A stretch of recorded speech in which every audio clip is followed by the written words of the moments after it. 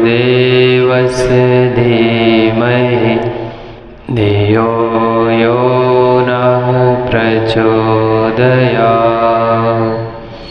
ॐ भूर्भुवः स्वः तत्सवितुर्वरेण्यं भर्गो देवस्य धीमहि धियो यो नः प्रचोदयात्।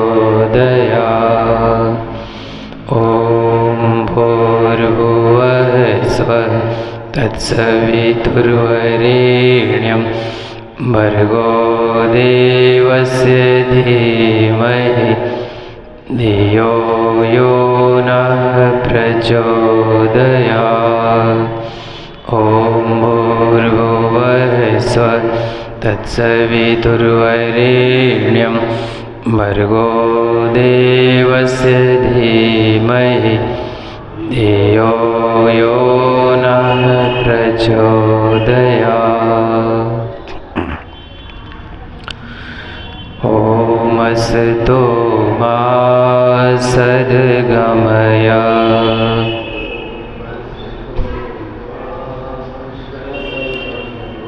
ॐ तमसो मा ज्योतिर्गमय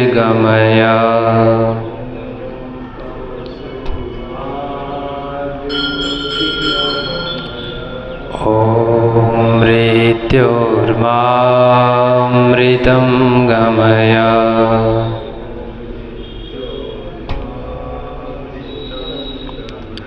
ॐ शान्ति शान्ति शान्ति।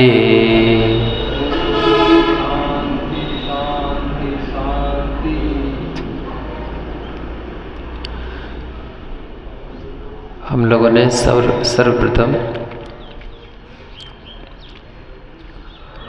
वेद मंत्र गायत्री महामंत्र का गायन किया, जिसको आदि मंत्र कहा जाता है। अनादि काल से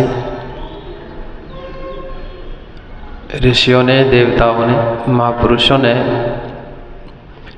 इस महामंत्र का गायन किया है।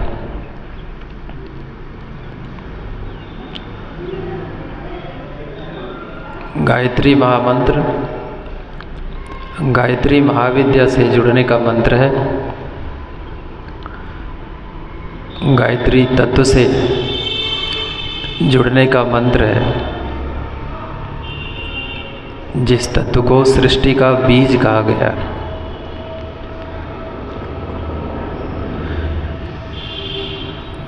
गायत्री तत्व या कहिए कि गायत्री महामंत्र वेदों का सार है।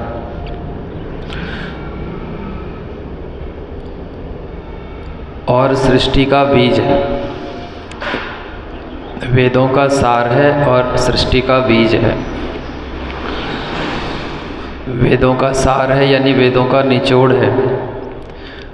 और ये भी कहा जाता है कि यह वेदों की माता है, यानी वेदों का प्रादुर्भाव गायत्री महामंत्र से होता है।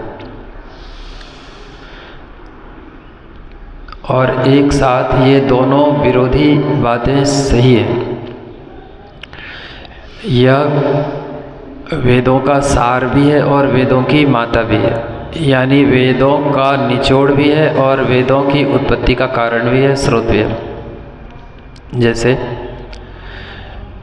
एक वृक्ष होता है, उस वृक्ष में फल लगते हैं, फल में बीज होता है और उस बीज से पुनः वृक्ष उत्पन्न होता है। तो वृक्ष से बीज यानी वृक्ष का सार हो गया बीज, और बीज से पुनः वृक्ष की उत्पत्ति, एक साइकिल जिस प्रकार से प्रकृति में देखने में आता है, उसी प्रकार से यह सृष्टि का बीज भी है और सृष्टि का सार भी है। यह वेदों का बीज भी है और वेदों का सार भी है। जैसे अक्सर एक प्रश्न खूब घूमता है मार्केट में कि पहले मुर्गी या अंडा, और आज तक इस प्रश्न का उत्तर किसी ने नहीं दिया है। सब इससे कतराते रहे, भागते रहे। आज हमारा मन है कि सदा सर्वदा के लिए इस प्रश्न पर विराम लग जाए कि पहले मुर्गी या अंडा। कोई ये भी पूछ सकता है कि पहले वृक्ष या उसका बीज। तो पहले आप लोग सोच के बताइए कि पहले मुर्गी या अंडा। अगर आप कहेंगे कि मुर्गी तो लोग पूछेंगे कि अंडा कहाँ से आया। सॉरी, अगर पूछेंगे मुर्गी पहले तो मुर्गी तो अंडे से आती है, तो ये कहाँ से प्रकट हुई। अब देखिए इसका तत्व ज्ञान क्या है, तत्व दर्शन क्या है। जैसे अभी हम लोगों ने देखा कि गायत्री सृष्टि का बीज और सृष्टि का सार दोनों है। यानी सृष्टि को अगर एक वृक्ष मान लें तो उस वृक्ष का बीज है गायत्री, और गायत्री रूपी बीज से सृष्टि की शुरुआत होती है। जैसे अंडे से मुर्गी, मुर्गी से अंडा, उसी तरह से गायत्री से सृष्टि, सृष्टि से गायत्री, या गायत्री से वेद, वेद से गायत्री, वेद का सार गायत्री और गायत्री मंत्र का विस्तार वेद। अब प्रश्न है पहले कौन, किसको पहले माने। तो एक सामान्य ज्ञान है, या शास्त्र ज्ञान कहिए या विज्ञान का ज्ञान कहिए, कि स्थूल का बीज सूक्ष्म होता है और पहले सूक्ष्म होता है फिर स्थूल होता है। पहले छोटा यानी शुरुआत छोटे से होती है फिर बड़ा होता है। जैसे हम लोग बिग बैंग थ्योरी मानते हैं यूनिवर्स के शुरुआत की, तो हम लोग मानते हैं कि पहले एक सिंपल पॉइंट था, एक छोटा सा बिंदु था और उसमें इनफिनाइट मास था, कंडेंस्ड था, उसमें एक एक्सप्लोजन हुआ, विस्फोट हुआ, तो सृष्टि की शुरुआत हुई आदि आदि। यानी जो स्थूल है उसका बीज सूक्ष्म है, पहले सूक्ष्म उसके बाद स्थूल। जैसे हम लोग मानते हैं पहले प्रकृति, फिर महतत्व, फिर उसके बाद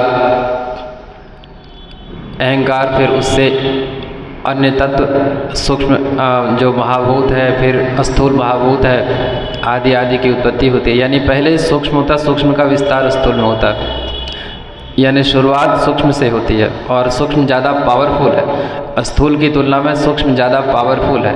यानी ज़्यादा पावरफुल से कम पावरफुल की उत्पत्ति होती है, ऐसा हम लोग मान सकते हैं।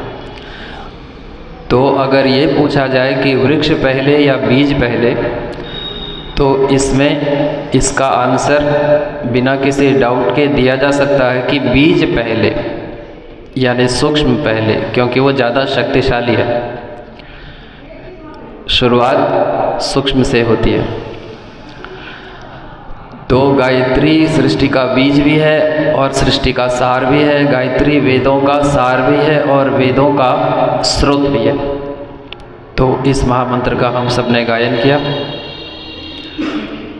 अब इसकी उपयोगिता क्या है? इसकी उपयोगिता खास करके आज के युग में सर्वाधिक महत्वपूर्ण है, क्योंकि आज कई प्रकार के पॉल्यूशन के साथ साथ हमारा मन, हमारी बुद्धि पॉल्यूटेड हो गई है।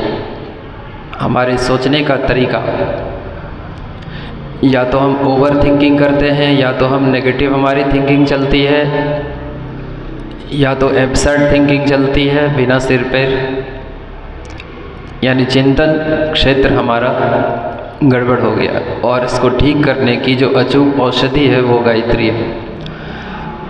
इसीलिए पूज्य गुरुदेव ने जो एक परम गोपनीय विद्या थी, सर्वाधिक शक्तिशाली विद्या थी, उसको इतना ओपन कर दिया, सार्वजनीन कर दिया, इतना आसान कर दिया, इतना सहज कर दिया, हम लोगों को सबको प्रदान कर दिया। क्योंकि आज अगर गायत्री महाविद्या इस धरती पर नहीं होती तो महापुरुष लोग कहते हैं कि मानव जाति सामूहिक आत्महत्या के कगार पर पहुंच जाती, मानव जाति सामूहिक आत्महत्या के कगार पर पहुंच जाती। तो गायत्री आज के युग की दुखती रग की औषधि है गायत्री महामंत्र। इसलिए गुरुदेव ने इसको शाप विमुक्त करते हुए, सरल सहज सुपाच्य करते हुए जन जन को बांट दिया। अब हम लोगों ने 3 जो प्रार्थना गाई, तमसो मा ज्योतिर्गमय असतो मा सद्गमय मृत्योर्मा अमृतम गमय, इसका भाव क्या है? तमसो मा ज्योतिर्गमय यानी हम लोग अंधकार से प्रकाश की ओर चलें। अंधकार से प्रकाश की ओर चलें का मतलब हुआ दृश्य से दृष्टा की ओर चलें। जो कुछ हमको दिखाई देता है वह प्रकाश की सहायता से दिखाई देता है, लेकिन प्रकाश अदृश्य है। इस प्रकाश को हम लोग नहीं देख सकते और ऋषि प्रकाश को देखना चाहता है।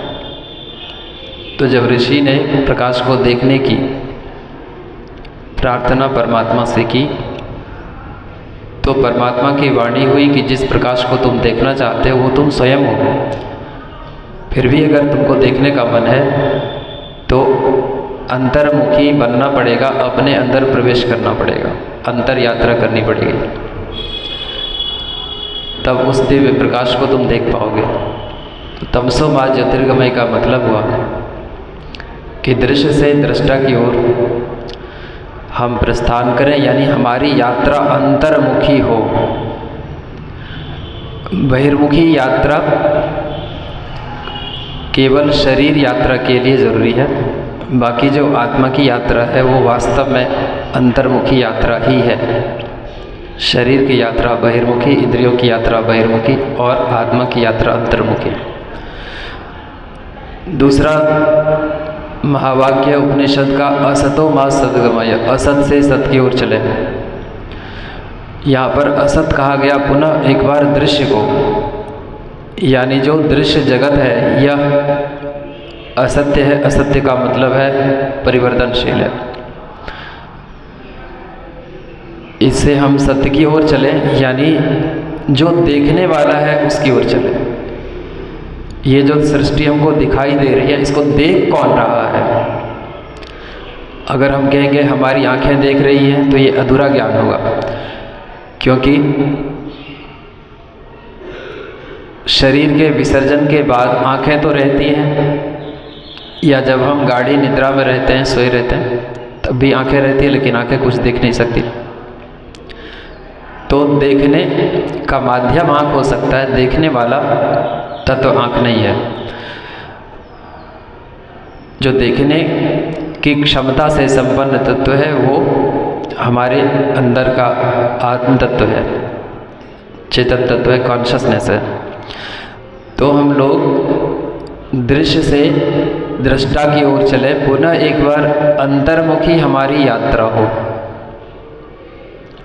अंदर मूव करने का हम लोग प्रयास करें।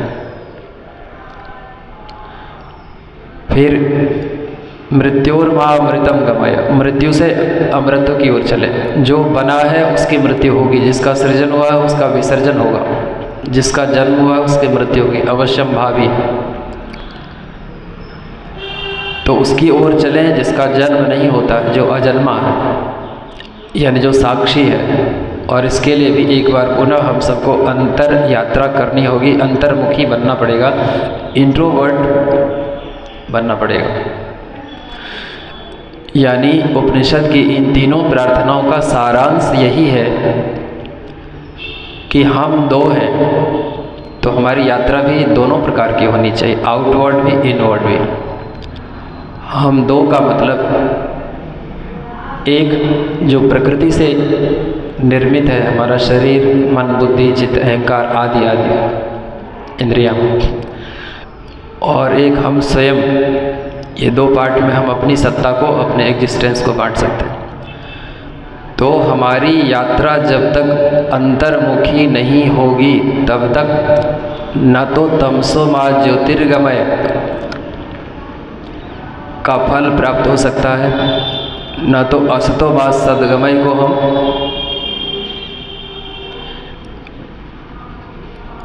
चरितार्थ कर सकते हैं, और ना तो मृत्युर्मा अमृतम गमय को हस्तगत कर सकते हैं।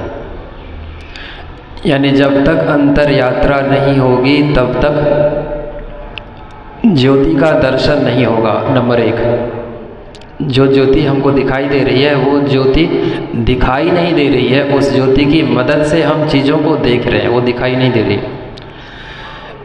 जब तक अंतर की यात्रा नहीं होगी तब तक सत तत्व का बोध नहीं होगा, इम्पॉसिबल है। और जब तक आंतरिक यात्रा नहीं होगी तब तक अमृत का स्वाद हमको नहीं प्राप्त हो पाएगा, तब तक हमको मृत्यु का वर्ण करना पड़ेगा कई बार, अनंत बार। तो इस प्रकार हम लोगों ने गायत्री महामंत्र का गायन किया, जो काफ़ी गूढ़ विषय है, गूढ़ तत्व ज्ञान इसका है। गायत्री महाविज्ञान में गुरुदेव ने इतनी सारी बातें लिखी हैं, एक से एक अद्भुत, कि केवल गायत्री महाविज्ञान अगर हम पढ़ लें, गुरुदेव के जितने आप कह सकते हैं गुरुदेव के प्रति श्रद्धा रखने वाले जो भी हैं भाई बहन, गुरुदेव से जुड़े हैं, या तो दीक्षा के माध्यम से, या उनके विचारों के माध्यम से, या उनके व्यक्तित्व के माध्यम से, उनकी तपश्चर्या के माध्यम से, अगर उनको सिर्फ एक किताब पढ़ने का मन हो तो वो गायत्री महाविज्ञान पढ़ ले।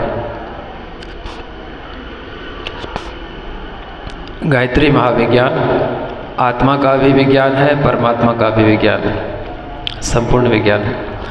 उसमें गुरुदेव ने एक से बढ़कर एक 20 से ज़्यादा साधना